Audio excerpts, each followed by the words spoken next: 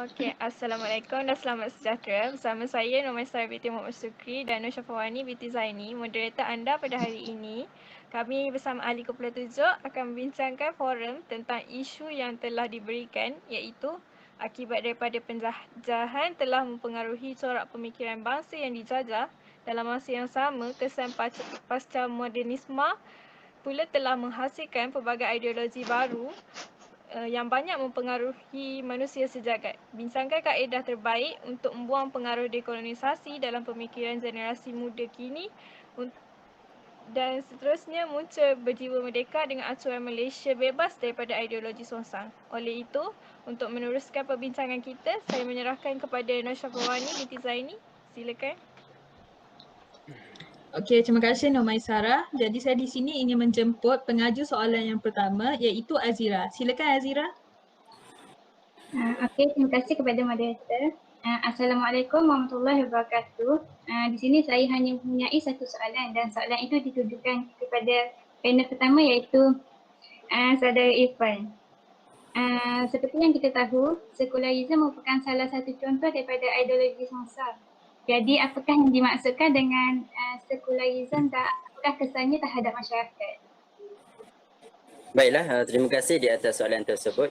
Sekularisme ialah mengendalikan urusan kehidupan di dunia secara terpisah daripada agama. Ia tidak ada hubungan dengan Tuhan atau tidak ada hubung kait dengan akhirat. Terpisah ini tidak kira sama ada di bidang ekonomi, politik, pendidikan, pentadbiran, kebudayaan, perhubungan dan lain-lain lagi. Dengan kata lain, sekularisme ini faham keduniaan semata-mata. Kesan terhadap masyarakat adalah pemimpin dan pimpinan yang lemah di mana mereka tidak dapat membezakan yang baik dan yang buruk serta tidak mahu mengikut ajaran Islam. Selain itu, budaya asing yang terlalu mengejar keseronokan dunia kini semakin mendapat tempat di hati masyarakat dan juga ideologi ini menyebabkan masyarakat semakin keriu dengan pendapat yang sekular, khususnya mereka yang lemah iman dan kurang pengetahuan agama. Itu saja, terima kasih. Okay. Terima kasih atas jawapan itu tadi. Seterusnya saya menjemput pengaju soalan yang kedua iaitu Mariam. Silakan Mariam. Terima kasih Cik Moderator. Pada hari ini saya ingin mengajukan soalan saya kepada panel yang kedua iaitu Encik Aikal. Hari ini saya ingin mempersoalkan mengenai ideologi yang sedang hangat di media sosial sekarang, terutamanya di kalangan belia. Ada ideologi yang ingin saya bangkitkan ialah feminisme. Apakah pendapat panel mengenai feminisme?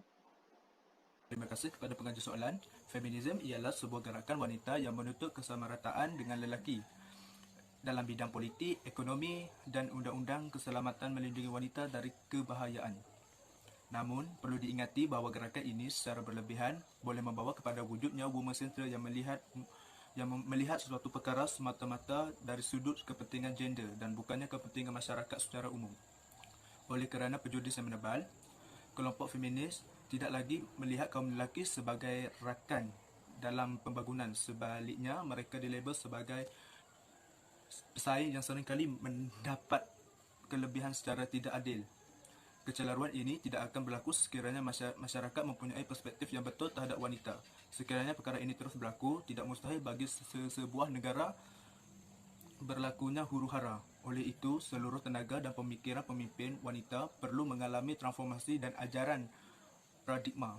Gerakan pembersihan minda perlu dilakukan bagi melenyapkan pemikiran tempurung, pemikiran logik dan pemikiran negatif cerita-cerita Melayu seperti Pak Pandey dan Pak Kaduk.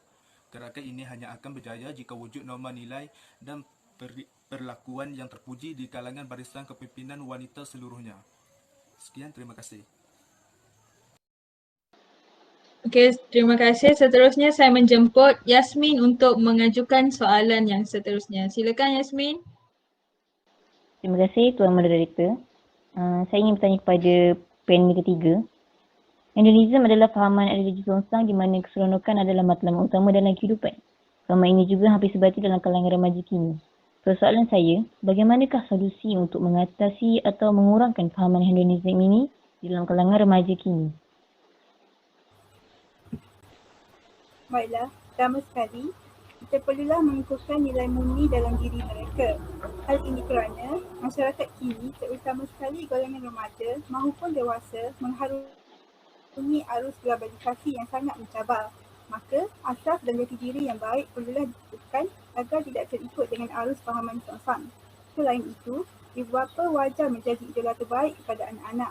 Hal ini kerana setiap perlakuan ibu bapa akan dilihat dan diikuti oleh anak-anak. Jika baik perlakuan yang ditunjukkan, maka baik jugalah ikutannya. Terima kasih. Terima kasih atas jawapan panel ketiga. Baiklah, seterusnya saya menjemput pengaju soalan yang seterusnya iaitu Sofia. Silakan.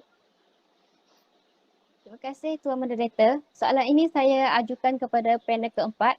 Perkembangan teknologi yang semakin maju telah menyebabkan ramai orang, terutamanya generasi muda, terjebak dengan ideologi songsang dibawa oleh pengaruh luar.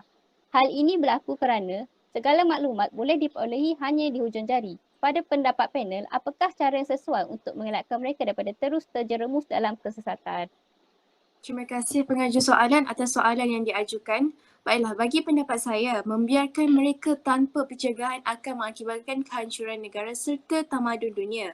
Oleh itu, kita boleh mencegah dengan menghampiri mereka dengan kasih sayang. Kadang-kadang menjatuhkan hukuman bukanlah perkara yang terbaik untuk mengatasi masalah. Mendekati mereka dengan cara yang lembut tanpa sebarang paksaan mungkin akan membuka pintu hati mereka. Selain daripada pihak berwajib, ibu bapa juga perlu memberi sokongan kepada anak-anak supaya tidak terus menyimpang ke jalan yang salah. Kesedaran dalam diri mereka adalah penting kerana generasi muda adalah harapan untuk membangunkan negara bangsa pada masa depan. Sekian, terima kasih daripada saya. Terima kasih atas jawapan panel. Seterusnya saya menjemput Syifa untuk mengajukan soalan yang seterusnya. Silakan Syifa. Hari ini seperti kita sedia maklum, dunia yang semakin maju dengan pelbagai kecanggihan teknologi dan pemikiran yang bersifat terbuka atau bebas menyebabkan generasi muda mudah dipengaruhi oleh ideologi songsang. Yang kita tahu, ideologi songsang ini kebanyakan datang daripada pengaruh luar. Di Malaysia begitu cepat tersebarnya fahaman ISIS atau dahulunya dikenali sebagai Daesh melalui medium media sosial yang mana ideologi ini bersifat ganas atau radikal yang boleh mengancam pemikiran rakyat khususnya generasi muda. Saya ingin bertanyakan soalan, apa langkah yang terbaik bagi melahirkan rakyat Malaysia yang berjiwa merdeka seterusnya bebas daripada ideologi songsang? Baik, terima kasih atas soalan yang diajukan. Kemunculan ISIS ataupun di barat yang juga dikenali sebagai adalah beberapa nama yang diberikan kepada mereka seperti the Islamic State of Syria and the Libyan ataupun singkatannya adalah ISIL, di mana ianya merupakan satu rentetan daripada pergolakan Asia Barat dan juga pengembangan terorisme bentuk baru yang mana mereka ini mereka mencipta suasana panik dengan menggunakan senjata psikologi untuk membuatkan masyarakat di luar negara ataupun masyarakat negara kita ni rasa ketidakpercayaan kepada pemerintah dan juga kepada pihak pemerintahan di negara ini dari segi situasi keselamatan negara. Jadi bagaimana untuk mengelakkan mereka ini rasa seperti itu? Langkah terbaik untuk melahirkan masyarakat yang berjiwa merdeka ini, ibu bapa mesti mendidik anak-anak mereka dari kecil dengan ilmu agama yang cukup, dengan ilmu agama yang kukuh supaya mereka ni tidak mudah untuk menerima ideologi songsang daripada pihak luar. Yang seterusnya, mewujudkan sikap patriotism dalam diri masing-masing juga amat digalakkan ataupun perlu. Jadi mereka ni tidak mudah untuk menerima pemikiran luar daripada ideologi ini. Yang seterusnya, terakhir pendapat saya, kita sendiri jangan terus dibelenggu oleh ideologi songsang daripada pihak-pihak luar ini. Kenapa mereka boleh menyebabkan diri kita ni sebagai masyarakat di negara ini tidak percaya kepada pemerintah kita sendiri. Terima kasih. Saya harap jawapan atau pendapat saya ini membantu kepada soalan yang diberikan tadi. Terima kasih. Terima kasih Afika. Seterusnya saya menjemput Atirah Azizi untuk mengajukan soalan. Silakan Atirah. Terima kasih moderator. Saya ingin bertanyakan soalan kepada panel Aina. berbicara tentang ideologi Songsang, di sini telah menjadi perkara biasa dalam sesetengah golongan. Pada pendapat Cik Aina, apa yang boleh kita lakukan untuk buang pemikiran-pemikiran tersebut dalam golongan remaja zaman kini? Terima kasih. Terima kasih atas soalan yang diberikan sebentar tadi. Bagi pendapat saya, kita boleh menggalakkan generasi muda membaca dan belajar dari sejarah terdahulu. Ia merupakan salah satu inisiatif yang paling berkesan untuk mereka. Bab kata pepatah, membaca jambatan ilmu. Seperti yang kita tahu, pelbagai buku yang berkaitan sejarah dan sirah agama boleh diambil iktibar. Saya juga berpendapat setiap agama mempunyai sudut pandangan dan pemikiran tersendiri. Okey, kita boleh tengok dari sudut pandangan Islam, contohnya pada zaman Nabi Lut AS, Allah SWT telah menterbalikkan bumi sebagai balasan kepada hubungan seorang LGBT. Jadi di sini telah terbukti bahawa LGBT itu akan memberi impak yang sangat buruk kepada sesuatu umat. Boleh saya simpulkan di sini, generasi muda mampu menjadi insan bebas daripada ideologi songsang dengan menimba ilmu, yakni dengan membaca dan mengambil iktibar dari sejarah terdahulu. Itu sahaja daripada saya. Terima kasih. Terima kasih atas jawapan tersebut. Seterusnya saya menjemput Maisarah untuk bertanyakan soalan. Silakan Maisarah. Okay, terima kasih kepada moderator. Saya ajukan soalan ini kepada Aminta. Ideologi songsang yang seterusnya ialah ilmu perubatan seperti ilmu dukun yang banyak mempengaruhi pemikiran generasi sekarang.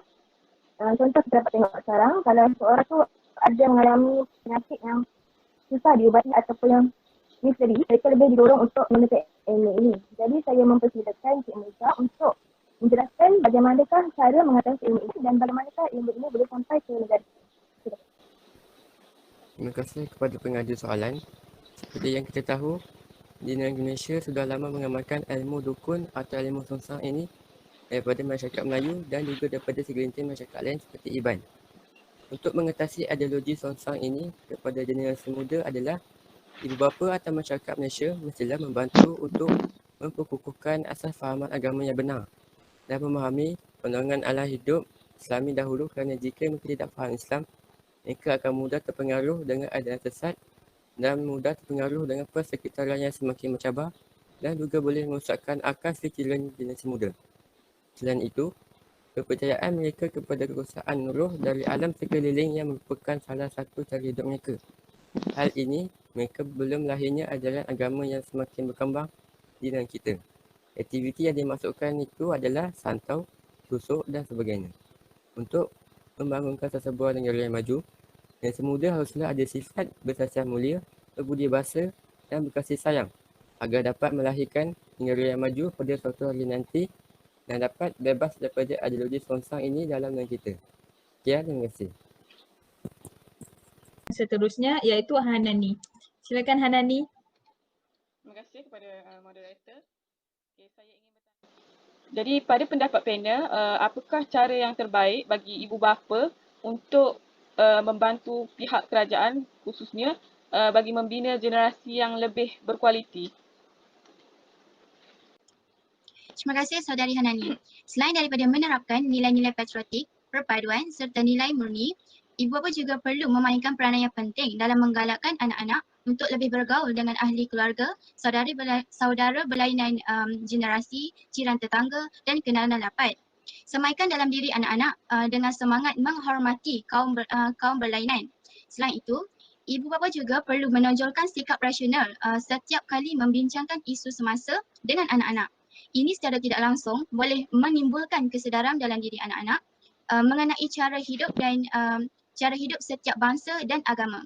Okay. Ibu bapa juga boleh menjelaskan bahawa setiap generasi mempunyai kelebihan dan kekurangan masing-masing. Oleh itu, mereka akan lebih peka dan menghormati sesama sendiri.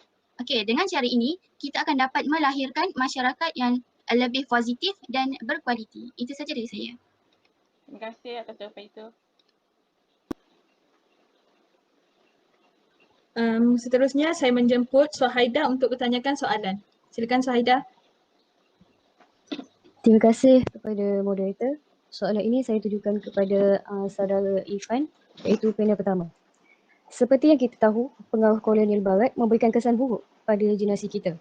Sebagai contoh, menyumbangkan kepada kemusnahan alam. Soalan saya adalah, bagaimanakah kita boleh membebaskan diri dari pengaruh kolonial barat dan pada masa yang sama dapat membangun mengikut acuan kita sendiri tanpa dipengaruhi atau didasari oleh falsafah-falsafah asing yang mungkin tidak bersesuaian dengan kehidupan dan masyarakat kita. Baiklah, terima kasih di atas soalan itu. Jadi, bagaimanakah kita boleh membebaskan diri dari pengaruh kolonial barat dan masa yang sama membentuk satu pemikiran falsafah yang tersendiri? Baik, apa yang kita perlu lakukan adalah kita harus membebaskan diri kita daripada pengaruh pemikiran kolonial yang tidak mengambil kira akan falsafah-falsafah selain daripada falsafah barat yang tidak mengambil kira akan ilmu tempatan ataupun kearifan lokal.